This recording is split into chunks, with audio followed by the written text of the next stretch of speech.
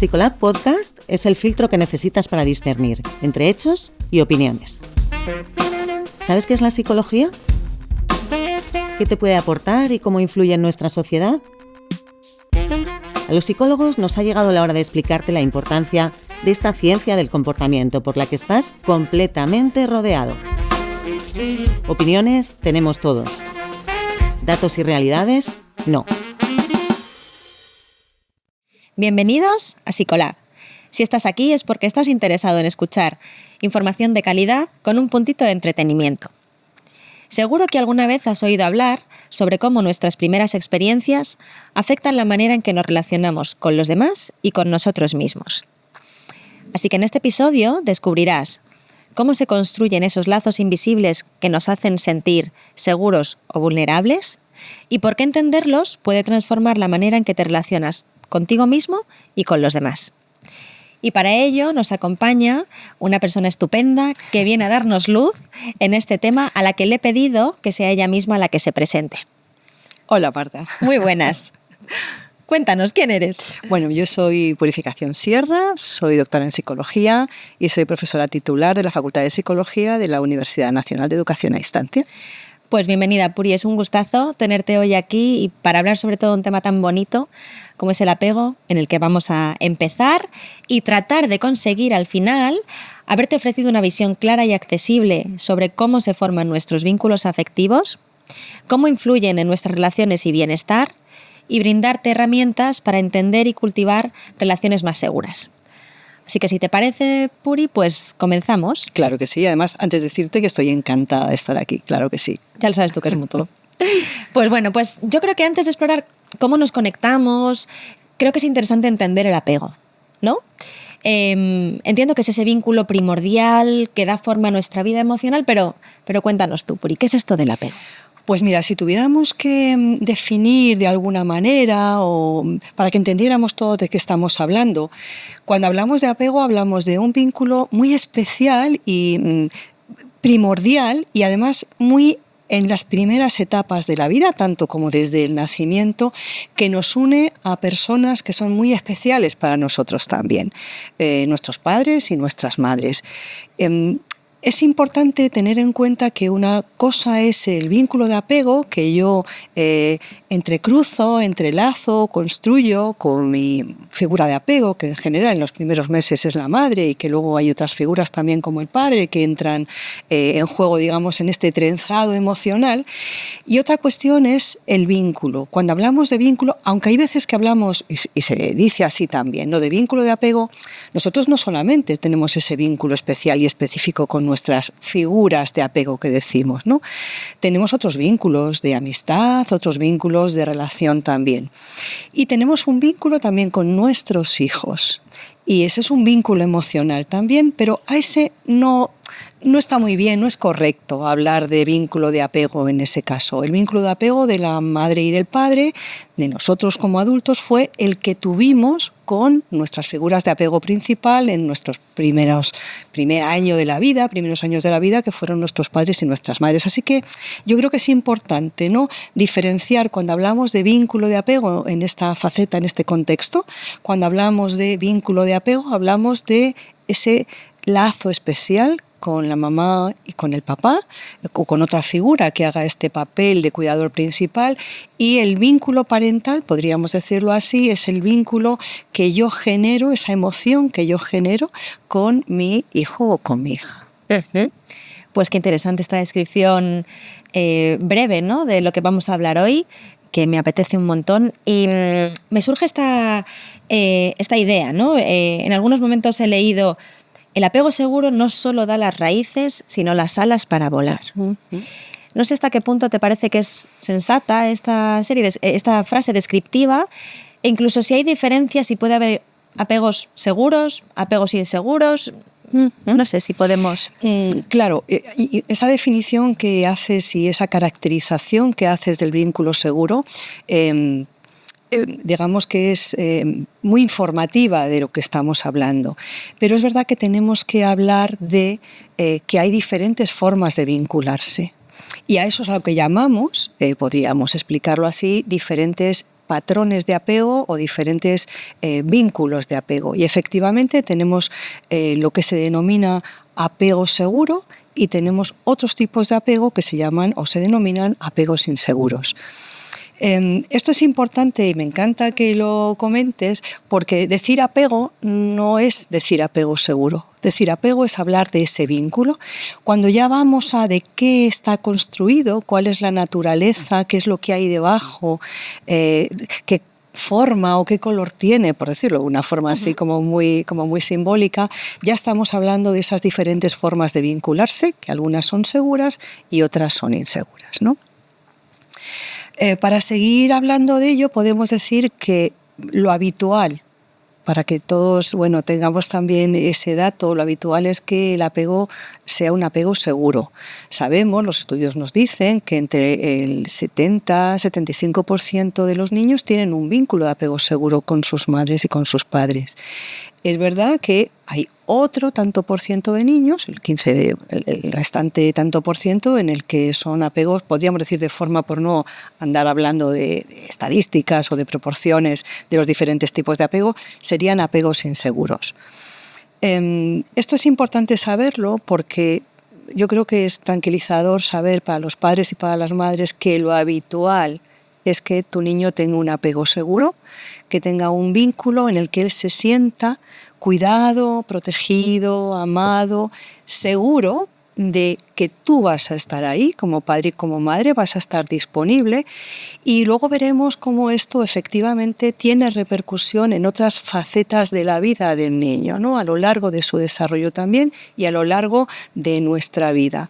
Es una especie de impronta, una especie de huella emocional que va a ir conformando nuestra manera de ver el mundo, de interactuar, de ver las relaciones emocionales, ¿no?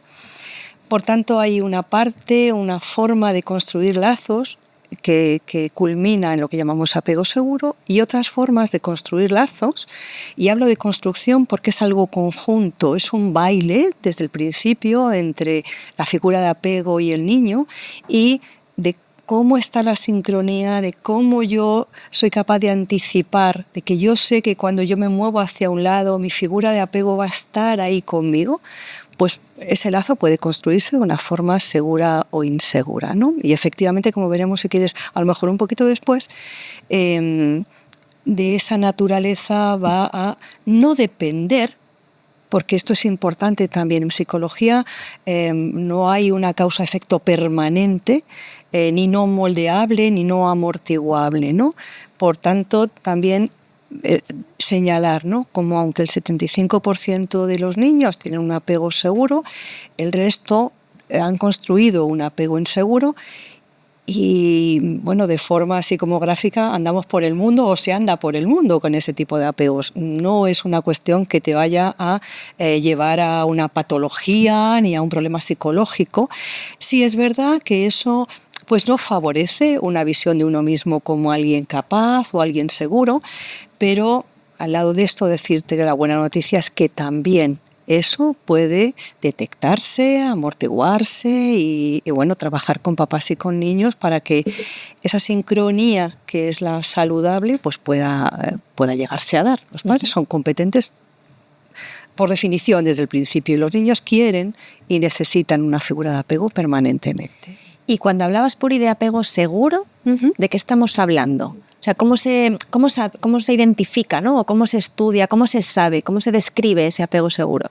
Bueno, tenemos formas de saber, tenemos estrategias también para evaluar el tipo de apego, pero quizá yo creo que lo que más puede interesar es ver qué características tiene un apego seguro o un apego inseguro y cómo ha llegado a conformarse, ¿no? Cómo se ha construido, como yo decía antes. Y es importante ir a cuál es la raíz. Y la raíz de los tipos de apego es qué ocurre en este primer año de vida o en estos primeros 12 meses de vida, ¿no? Que es cómo se han sincronizado los comportamientos, las emociones de los bebés y de las figuras de apego que vamos a nombrar en principio como madre o como mamá para hacer como más fluido el relato, ¿no? Desde el primer momento los bebés nos dicen muchas cosas y tiene unas competencias maravillosas que son su capacidad de fijar un poquito la mirada, de llorar, de hacer gestos que al principio no son sonrisas como tales, son descargas neurales, pero sí nos llaman a verlos, a estar con ellos, a atenderlos, efectivamente.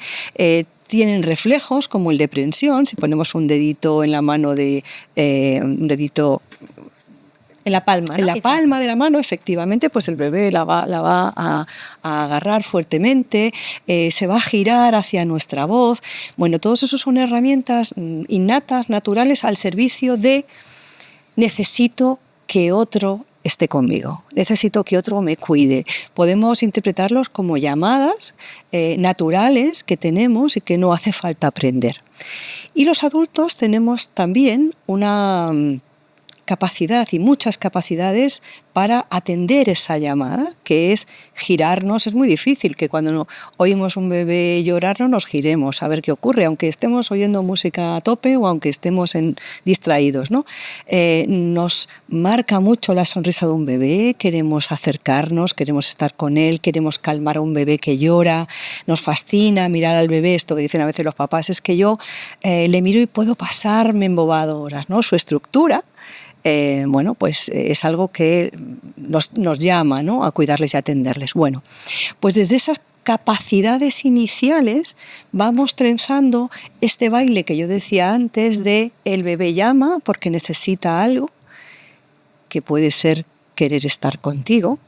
Simple y llanamente, simple ¿no? y llanamente, efectivamente, sí. Simple y llanamente, ¿no? Esto de, bueno, si no necesita comer, si no ya ha dormido, ya está limpito, ya, ¿qué necesita? Pues estar contigo, ¿no? Como los adultos necesitamos estar con otros. Completamente. Bueno, pues cuando el bebé llama, desde muy pronto entiende, por decirlo de una forma también simbólica, y desde muy pronto aprende qué efecto tiene su llamada en el adulto.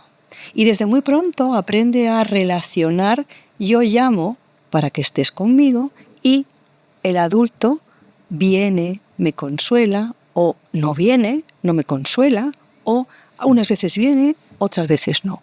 Bueno, desde ese aprendizaje de yo llamo y qué pasa cuando yo llamo, son los ladrillos básicos en lo que van a construir lo que luego vamos a ver en un momento posterior, ya hacia los 12 meses de vida, hacia el año, digamos, construido, o podemos ver que emerge en lo que llamamos el vínculo de apego. Ajá. O sea que, Puri, me vienen como muchas, si me lo permites, como experiencias personales, ¿no? Yo que soy madre, en algunos momentos sí que he oído estas frases de pero no la llores, no la cojas, que se va a acostumbrar, ¿no? Que se va a acostumbrar a los brazos y a ti como que te nace hacer eso, pero siempre tienes esa duda de ¿es importante que se acostumbre? ¿No es importante que se acostumbre? ¿Qué tengo que hacer, narices? Porque no sé, ¿no? Claro. Estoy entendiendo que ya sí la investigación me está dando como claves de lo que es importante. Claro, yo siempre pienso y siempre digo, ¿qué te pasaría a ti, adulto, ¿no? ¿O qué te pasa a ti cuando tú necesitas a alguien y llamas a un amigo para que te escuche, o a tu pareja? O ¿cómo te sientes? ¿Qué quieres? ¿Qué necesitas? No, es que no voy a cogerte el teléfono porque te acostumbras a que cada vez que necesites algo me vas a pedir ayuda. Tenemos que pensar en el bebé como un ser con muchas competencias, con muchas capacidades, pero totalmente vulnerable y dependiente de nosotros. Tenemos que pensar en un bebé que ha pasado 9 meses en un entorno muy cuidado, pensado para eso, pensado para hacerle crecer con seguridad. Para eso se han preocupado los papás también y la mamá, que se cuida para que su bebé esté saludable, esté sano y crezca. Es un entorno cálido. Es un entorno con una temperatura estable, es un entorno en el que yo oigo los sonidos amortiguados a través del líquido amniótico, preparado para eso. Es un entorno en el que los colores y los tonos, yo los veo, bueno, está formando mi ojo y están a una intensidad suficiente y adecuada como para que mi cerebro, que todavía está en desarrollo, no tenga que procesarlos de una forma determinada. Yo no tengo que comer, no tengo que preocuparme de eso, ni que llorar, ni nada de esto. Y estoy meciéndome constantemente porque mi mamá se está moviendo. de repente el bebé nace y queremos que esté en un sitio que no le roza por ninguna parte, con unos sonidos, unos colores, unos sabores, algo que tiene que hacer por sí mismo, que es respirar. ¿Cómo no va a llamarnos? ¿Cómo no va a llamarnos? ¿Y cómo nosotros vamos a no ir a atender a ese bebé? Ya sabemos que tan importante como comer o como dormir es sentirse querido y cuidado.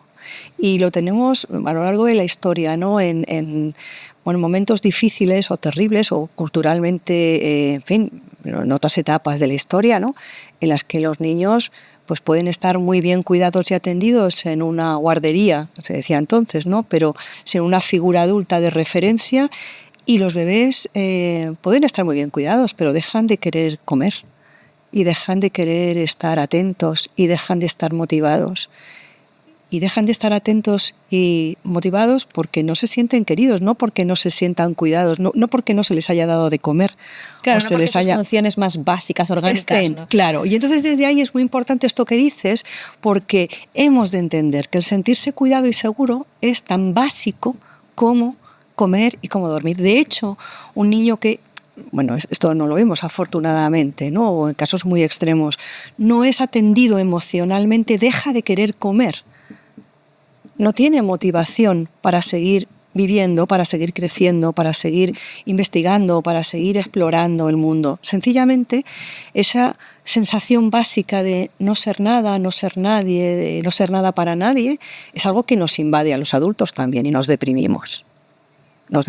Entonces, es importante tener en cuenta que para el niño pequeño, para el bebé, en sus primeras etapas, y para el niño, sentirse cuidado, querido y protegido es tan básico como cualquier, pues como sentir hambre y ser satisfecha el hambre, ¿no? Y ahí estábamos hablando, bueno, pues de la construcción, ¿no? Del apego, que has empezado un poquito como a introducirnos ahí, Puri. ¿Qué agentes influyen, ¿no? O de alguna manera son parte de esta construcción del apego desde bien chiquitines? Pues mira, hay, como todo en el ser humano, que somos un ser muy complejo, en entornos muy complejos, y en el que, por decirlo de alguna forma también muy representativa, todo con todo va engarzándose, ¿no? ¿Quiénes son, digamos, las figuras? Si tuviéramos que representar quiénes están en esa construcción del apego, está el niño. Y está el niño en todas sus facetas, en todos sus ámbitos. Está el niño biológico, el niño que crece, el niño que tiene un sistema nervioso que también se va madurando, el niño que aprende, es decir, un niño con lo que denominamos, ¿no?, esa parte, ese ámbito cognitivo de aprendizaje, el niño emocional, esa otra parte, ese otro ámbito, esa otra faceta que tiene que ver con mis emociones, con cómo me siento. Y en ese sentirme y ser hay una parte que tiene que ver con el temperamento, que podríamos decir que sería como la personalidad del niño.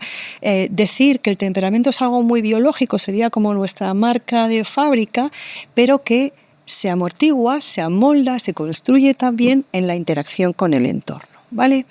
También hay otras características del niño. El temperamento es una de ellas. Un niño como con esta marca de fácil, ¿no? Todos los papás decimos, ¿no? Pues es que fácil es, o sea, es que es como muy regular además, enseguida se calma cuando me llama y yo hago algo, pues enseguida responde. Son estos niños fáciles que duermen a sus horas en cualquier sitio y tú sabes que pues eso, son como muy regulares, ¿no? Niños trampa, que se llaman. Sí, porque si es el primero o el segundo tiendes a pensar que va a funcionar así y las cosas, efectivamente, por esa marca de fábrica que traemos, pues puede no ser así. Y ese otro niño, ¿no?, que tiene un temperamento un poquito más complicado, llamamos temperamento difícil, ¿no? Un niño que llora más, al que me resulta mucho más difícil consolar, que es muy irregular, pues tan pronto quiere comer unas horas como otras, como duerme mejor o duerme peor, tampoco sé muy bien de qué. Si se cambia la rutina es muy difícil hacerle, que esa rutina vuelva otra vez. Si le cambian la rutina ya se desorganiza a la hora de dormir o a la hora de comer, ¿no? Bueno, esto influye. Y eso, con eso venimos de serie, vamos a decirlo así. Venimos y aunque es muy biológico, sabemos que actuamos sobre eso y que podemos también, ¿no?, de alguna manera modular o mediar en esta marca de fábrica, por decirlo de alguna forma. Y es que es muy importante este mensaje porque la psicología precisamente se encarga de estas cosas, entre otras muchas, ¿no?, pero de tener la capacidad, como tú muy bien dices, de no quedarnos con los brazos cruzados, pues me ha tocado este niño, pues esto es lo que hay. No, depende mucho de las estrategias que tú pongas en la educación y en el cuidado y en la atención de este niño, pues hará que la cosa se intensifique o que a lo mejor se pueda, no sé si la palabra es eliminar, no, pero sí desde luego reducir la intensidad. Sí, no queremos que el niño sea otro niño, claro. Y no queremos que el otro sea otro, claro. Queremos que tenga bienestar fundamentalmente, porque un niño que no se calma fácilmente, un niño que está más desregulado, pues es un niño que no siempre tiene bienestar, ¿no? Y entonces, bueno, eso es lo que queremos, pero esto que dices es muy importante. Esto de ver algo muy determinista, ¿no? Como venimos así, pues no se puede hacer nada. Fijaos cómo en la historia, cómo en la historia, claro, niños que tengan algún tipo de discapacidad, como pues es así, ya no podemos hacer nada, ¿no? O si nos dijeran a nosotros, como tienes ese genio, ¿para qué te voy a explicar nada, ¿no? Si no, bueno, yo creo que lo que hemos aprendido de nosotros es que somos muy plásticos. La neuroplasticidad nos dice cómo con entornos adecuados somos capaces de modular, amortiguar, niños que han tenido experiencias muy severas o muy importantes, o de negligencia, o de abandono, o de traumas. Bueno, esos niños, claro que podemos hacer que ese trauma, que esa sensación, que ese abandono pueda amortiguarse y pueda, bueno, tener una vida plena, saludable y bueno, sintiéndose a gusto consigo y con el mundo. Los psicólogos hacemos esto con los niños, con los padres y con los adultos también. Si no, ¿cuál es nuestra tarea y cuáles son las de todos aquellos profesionales que lo que queremos es, bueno, ir, ¿no?, a tener unas políticas también de prevención bueno, del malestar, si quieres, y de la salud mental, pero también una política de intervención en la cual, bueno, podamos ayudar a los que han sido más vulnerables, están más desfavorecidos desde un punto de vista u otro, bueno, a ser más felices, ¿no?, con ellos y con el mundo, ¿no? Sin duda.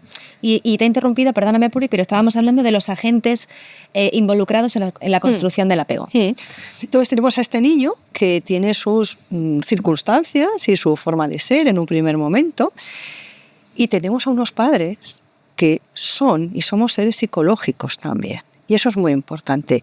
Y retrotraerme un poquito al niño, si me permites, y es que hay una cosa muy importante, y es que el niño, entre todas sus características, también tiene el ser un ser psicológico.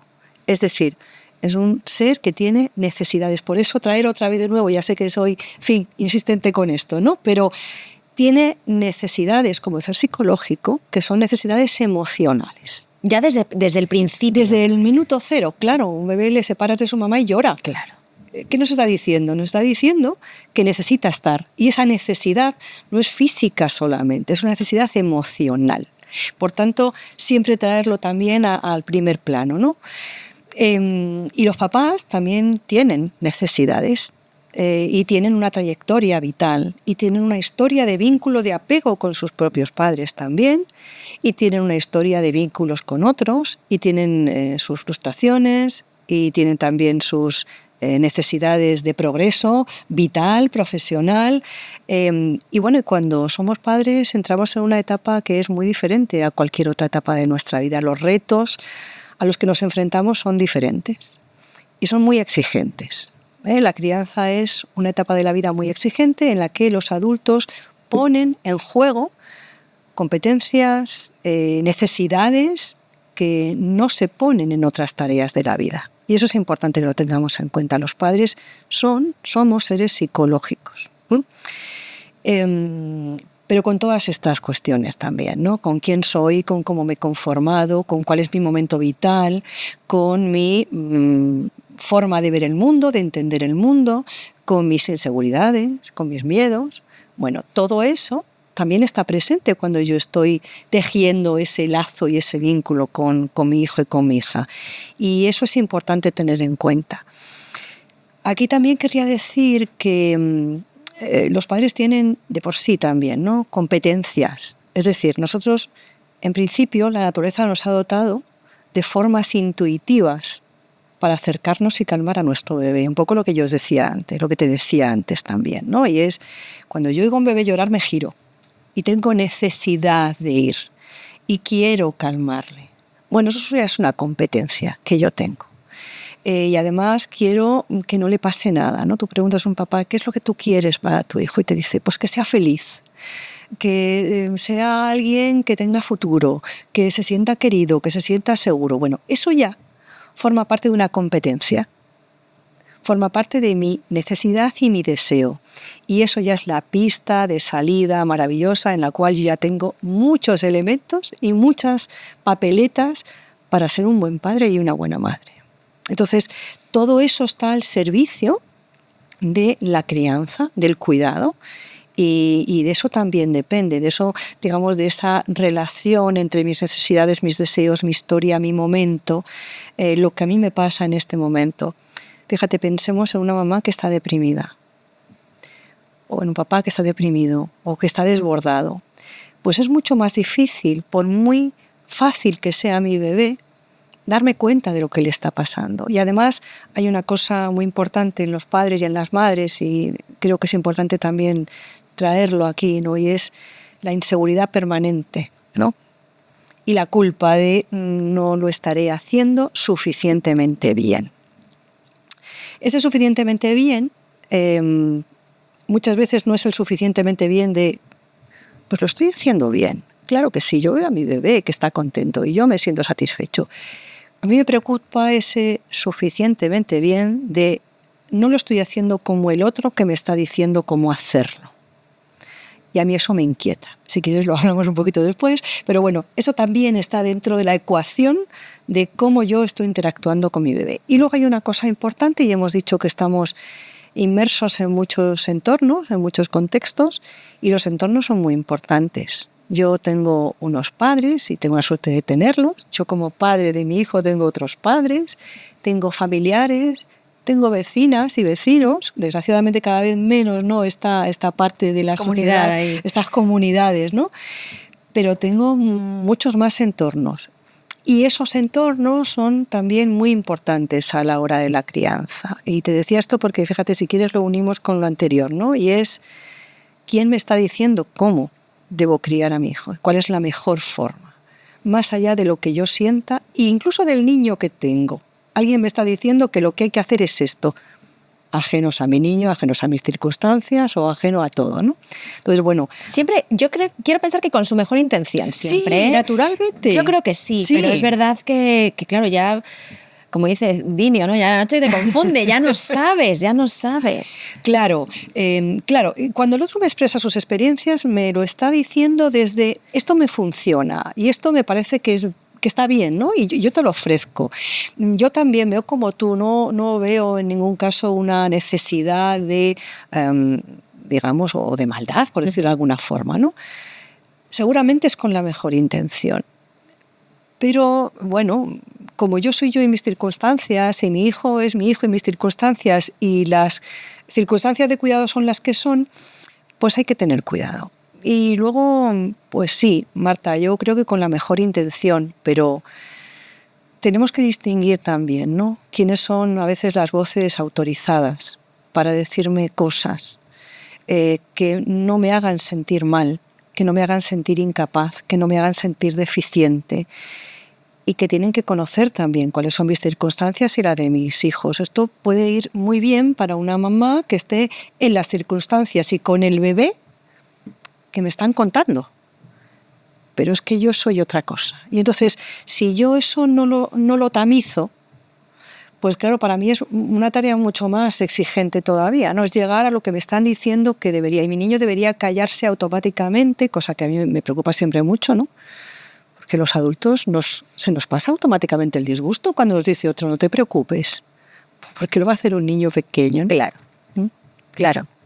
Jo, qué interesante. Entonces estamos hablando, Puri, que en esa construcción del apego, por supuesto, el protagonista es el bebé, pero también la madre, el padre o las figuras de referencia en esos primeros momentos, en esos primeros 12 meses. También el entorno fundamental, ¿no? Y que durante muchos años quizá supuso una variable de apoyo. Eso, claro, Quizá ahora con tanta desinformación, información de más, ¿no? Pues no sé si estabiliza o desestabiliza ya en algunos momentos, siempre con buenas intenciones, pero claro, a veces con cuidado. Y después de haber hecho esta revisión de cómo se construye el apego, me pregunto, ¿qué impacto tiene todo esto en la vida? Bueno, pues fíjate, si yo he sido criado en un entorno en el que me he sentido cuidado, querido, visto, entendido como un ser que tiene necesidades emocionales también, en un entorno que llamamos sensible, ¿no? En el que el adulto se ha dado cuenta de que necesito cosas emocionales, que necesito cuidado, cariño, sentirme seguro, si ha sido capaz de interpretar mis señales adecuadamente, es decir, yo lo que necesito es que me cojas y lo que necesito es que me acunes y que me digas que yo pues estoy aquí para lo que necesites, en el que el adulto ha sido capaz de calmarme, en el que yo he aprendido a que cuando yo te llamo, tú estás, eso deja una huella emocional. Y esa huella emocional va más allá de lo que está pasando en ese momento. Y esa huella emocional, con el tiempo, con la maduración, con la experiencia, la maduración neurológica, con mi cerebro cada vez más maduro, en el que las experiencias han tenido un papel importante, en el que mi interacción con el entorno lo ha tenido, yo hago una transposición, si quieres, como eso primero que yo aprendí fue lo único que yo sabía del mundo. Cuando yo salga al mundo voy a salir con esa hoja de ruta, ¿no? En el que yo soy alguien que puedo pedir ayuda, que soy digno de que el otro interprete que la necesito, por lo tanto soy un ser válido. Si además he aprendido que el otro ha venido a consolarme, pues también he aprendido que hay un otro en el mundo que me puede ayudar. He aprendido a pedir ayuda, no como algo que hace que yo me viva a mí mismo como alguien incapaz, sino como alguien que necesita a otro ser humano. Pues eso es muy importante. Muchas veces los adultos tenemos dificultades en pedir ayuda porque nos parece que eso nos hace más vulnerables o a vista de otros más incapaces. Cuando yo he estado en un entorno en el que eso es natural, en el que yo cuando necesito algo pido ayuda, pues yo voy a salir al mundo como con esas referencias. Pero además eso me va a informar de que el otro es un ser que está ahí también a mi disposición para cuando yo lo necesite, con la tranquilidad de que cuando no lo necesite, pues va también a estar ahí, pero digamos que no se va a hacer presente, no pasa nada. Pero yo he adquirido esa seguridad de que el otro está ahí también, siempre, incondicionalmente, ¿no? Sensible a mis necesidades.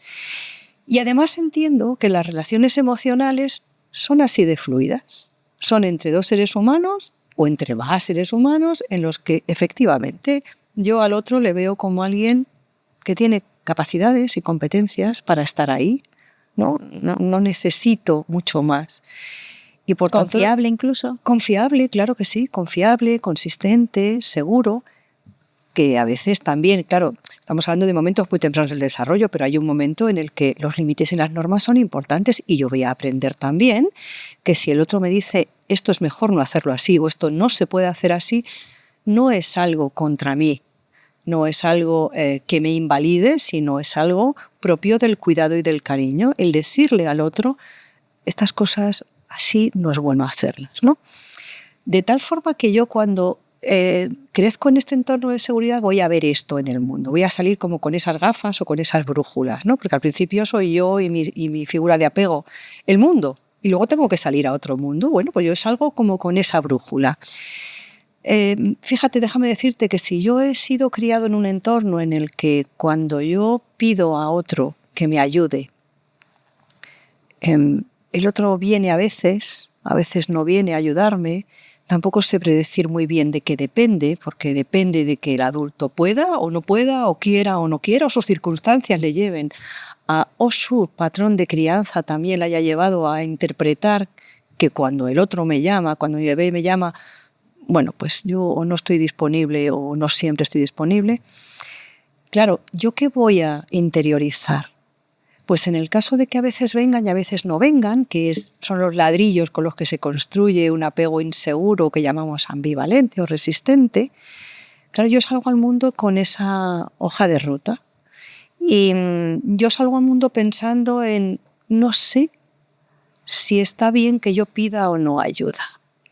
¿Y cómo la voy a pedir? Pues mira, como cuando era pequeño, la huella que ha dejado en mí esto, no es que yo recuerde qué pasó a los 12 meses, ¿no? Pero la huella que ha dejado en mí es, yo necesito estar todo el tiempo muy activado y muy demandante porque es la única forma de que el otro me vea. Bueno, pues ya tenemos un estilo de funcionamiento, ¿no? Que se va a ir asentando y es, yo necesito permanentemente pedir, estar como muy vulnerable o decir que soy muy vulnerable o estar muy inseguro.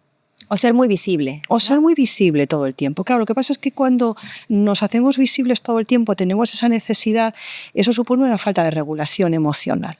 Yo lo que estoy haciendo es estar activado permanentemente. Claro, poniendo buscando las estrategias. Claro. Que el resto las ponen en momentos determinados. Eso es. Y tú todo el rato ahí. Lo explicas muy bien, Marta, efectivamente, ¿no? Esas son esas estrategias de, como a mí venían a cogerme, a cuidarme, cuando yo estaba muy, muy, muy alterado, y además a veces venían y a veces no, yo lo que sé es que venían algunas veces cuando estaba muy alterado. ¿Y qué es lo que tengo que hacer? ¿Qué es lo que yo he asumido, claro. He aprendido? Pues, a ver, aquí de lo que se trata es de demandar permanentemente. Bueno, eso es un estilo, ¿no? De funcionamiento. Claro, es que al final aprendes una manera de relacionarte como muy indefenso, ¿no? Estás como muy indefenso ante esto. Y la manera de defenderte, poniéndolo entre comillas, sería de esta manera, ¿no? Claro, fíjate que tú dices hay una cosa muy importante en cuanto a la defensa, porque realmente estos patrones de apego, que son como formas consistentes de comportarnos, ¿no? En la infancia, que provienen de esa danza que yo he construido con las figuras de apego, son formas de funcionar muy supervivenciales. En ese momento fueron muy funcionales para mí. Claro. Y por tanto, es un flotador que yo llevaba, ¿no? Yo lo que hago es ajustarme. Me pongo ese traje que me sirve para ajustarme y para sobrevivir y para, sentir que yo de alguna forma controlo en el entorno en el sentido de yo estoy aquí, ¿no? Y soy visible para otro. Claro, en ese momento me sirvió, claro que me sirvió. Yo llamaba permanentemente. Como llamaba permanentemente, en algún momento vino. Así que lo que a mí me queda es que hay que llamar permanentemente. Claro, eso es un estilo, es una forma de entender. Lo que pasa es que eso, claro, me deja muy vulnerable también, pues porque me hace entender que para que yo para que yo tenga ayuda del otro, tengo que estar así, y que el otro, ¿quién es el otro? Pues el otro es alguien que me va a ayudar o no, me va a querer o no, que es lo que al final a mí me queda, no porque no me quieran, ¿no? Pero yo no tengo otra forma de registrar cuando soy tan pequeño, ¿no? Pues depende de que yo esté muy alterado o de que yo esté demandante. Con lo cual, el otro es alguien muy impredecible para mí. No sé muy bien cuándo va a venir. ¿Y el mundo qué es? Pues el mundo es un sitio en el que para hacerme visible necesito estar permanentemente visible, activo, casi desregulado, ¿no? Que se me vea, que se me escuche, que se me oiga, porque así será la única forma en la que alguna vez alguien pueda atenderme. Y eso a mí me da también mucha sensación de no tener el control de la situación. Yo soy muy desvalido porque como no sé de qué depende, de que me ayuden o no, pues yo soy muy vulnerable ahí, ¿no? Entonces ese es otro estilo. Y si quieres te pongo el ejemplo del tercer estilo, que sería, lo que tiene que ver o cómo se construye un patrón de apego que decimos ambivalente, un patrón de apego evitativo, ¿no? En el que juega mucho el que yo, de una forma consistente y generalizada, lo habitual que pasaba cuando yo demandaba cuidado, protección, era que no vinieran. No venían porque no querían, a veces porque no podían.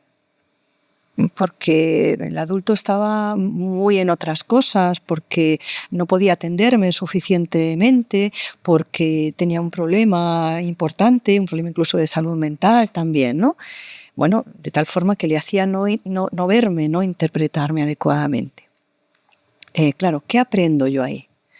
Pues yo aprendo a sentirme solo, también muy vulnerable, y lo que hago es no llamar. Ya no te llamo.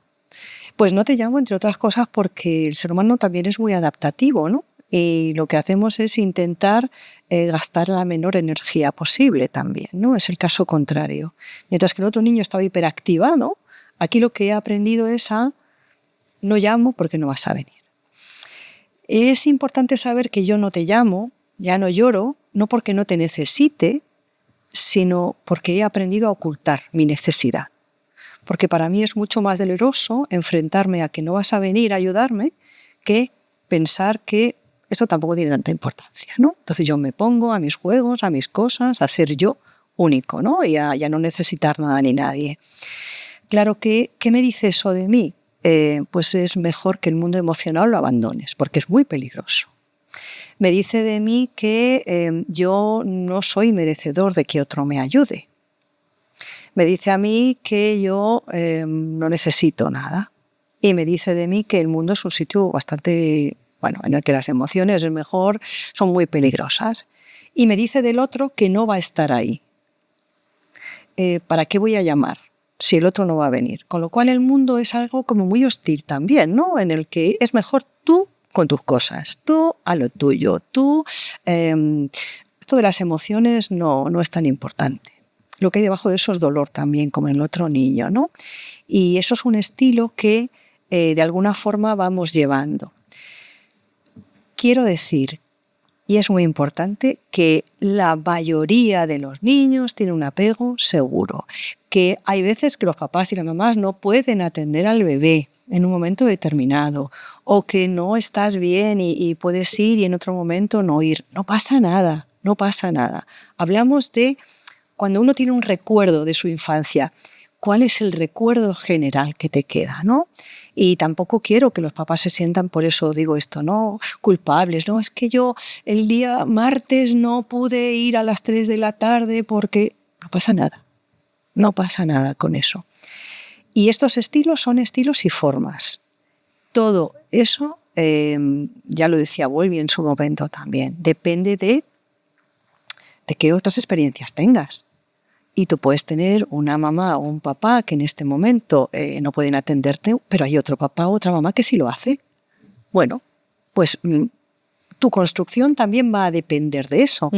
Por eso es tan importante esto que hablábamos del otro, que no solamente es la mamá y el papá, o sea, la mamá o el papá, que es la mamá o el papá también como la otra figura, son los abuelos, son los vecinos, es decir, diferentes entornos. Luego ya cuando llegamos a la escuela, la maestra o el maestro también, ¿vale?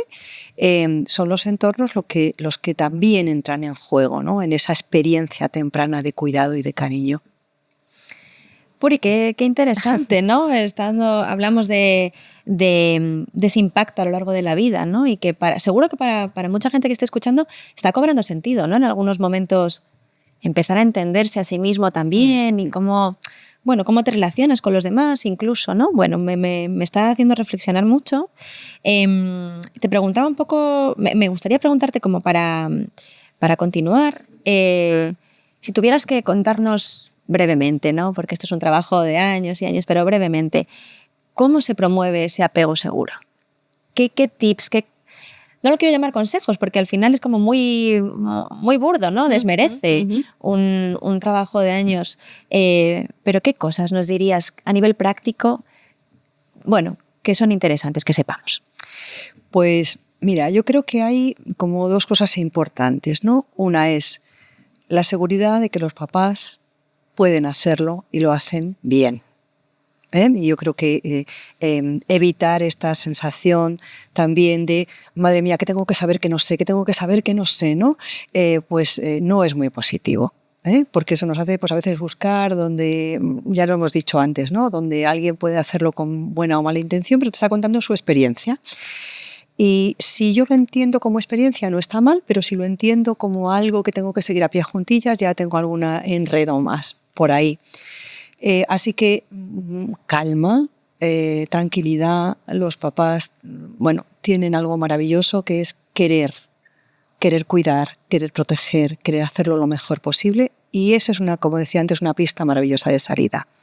Los bebés vienen también con esas competencias para ayudarnos mucho y nos dicen mucho cuando se calman, cuando no se calman. Así que escuchemos a los bebés también. Los padres tienen mucha necesidad también de saber que el bebé es alguien psicológico con esas necesidades también y nosotros también. Yo le diría a los padres que se cuiden mucho, que necesitamos descansar. Es una etapa, una exigencia tremenda, como hemos dicho antes, ¿no? Y necesitamos, yo creo que mirarnos también a nosotros mismos con mucha benevolencia, en el sentido de, bueno, a ver, yo lo estoy haciendo lo mejor que puedo, tengo muchas cosas que ofrecer. Si hay algo que me inquieta, voy a un profesional. Yo creo que los papás también somos expertos, ¿no?, en que ir al pediatra enseguida. Es que nos inquietan cosas que pueden no tener mucha importancia, pero nos inquietan. Bueno, pues en la parte también emocional creo que es importante, ¿no? Y por tanto que los papás estén tranquilos, que confíen en ellos, que aprendan, que vayan construyendo esa danza con su bebé, con el bebé real, con el que tienen delante, con ese bebé que no es el bebé de otra mamá o de otro papá. Esa disponibilidad permanente, ¿no? Esa sensación que tenemos que transmitir, porque a nosotros también nos produce una sensación de tranquilidad, es que mi bebé necesita que le acune, pues es que me voy a dejar llevar. Es que claro, que veamos nuestras necesidades también, que yo prefiero una mamá que respire y un papá 2 veces antes de coger a su bebé y calmarle, que ir rápidamente enseguida y cogerle de cualquier manera en ese sentido, ¿no? En el sentido de, a veces transmitimos mucha angustia a nuestros bebés también, ¿no? Y bueno, yo creo que lo importante es eso, tener como esa tranquilidad de que lo hacemos bien, que lo vamos a hacer bien.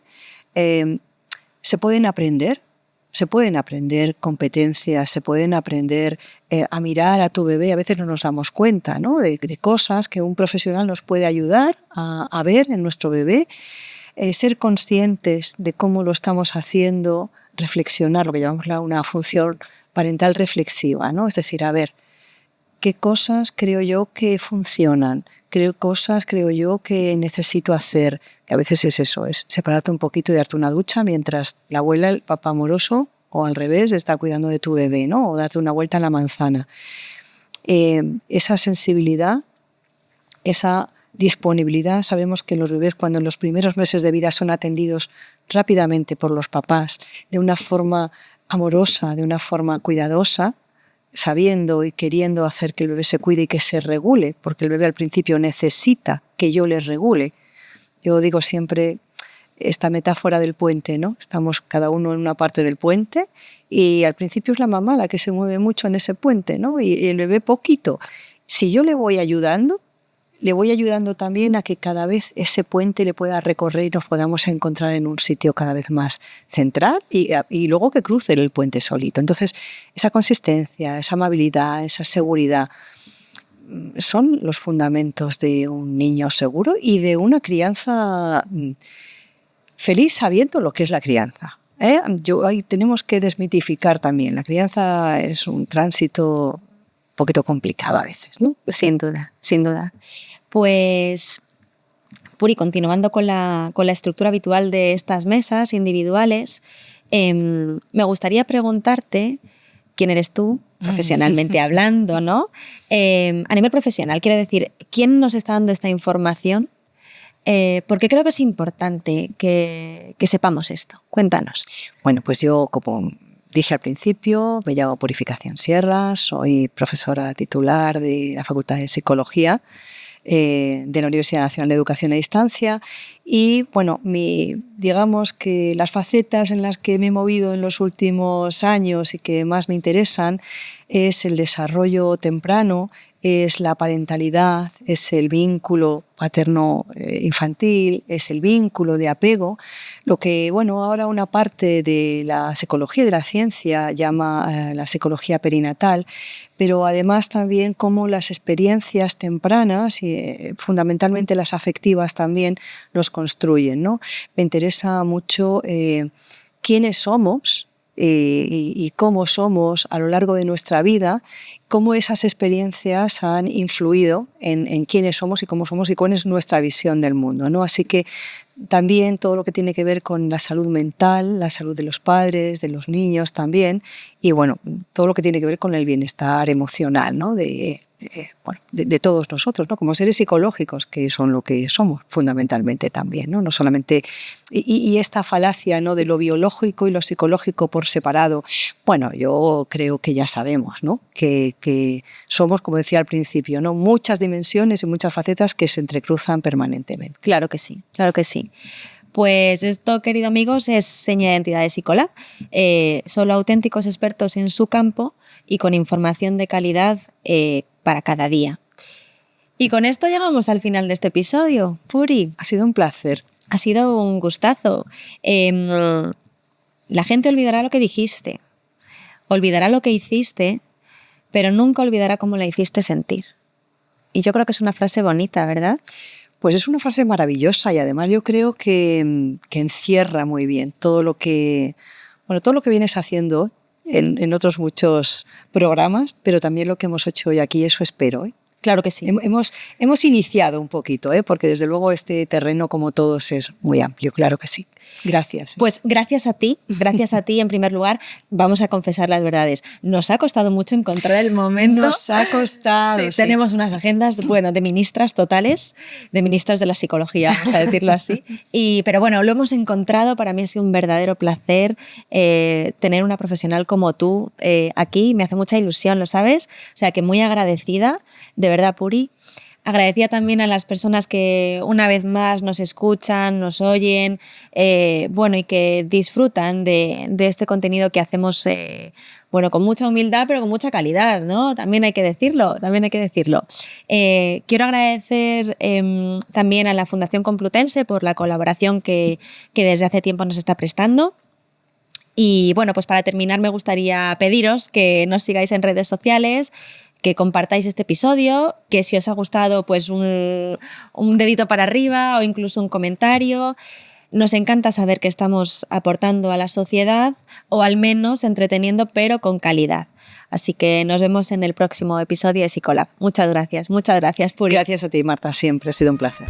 Todos somos contingentes, pero tú eras necesario. Enhorabuena por haber elegido escuchar información de calidad. Juntos hacemos que nuestra sociedad avance. Gracias por estar aquí un día más. Te esperamos en el próximo episodio. Y si crees que a tus amigos, incluso enemigos, pudiera ayudarles este contenido, compártelo.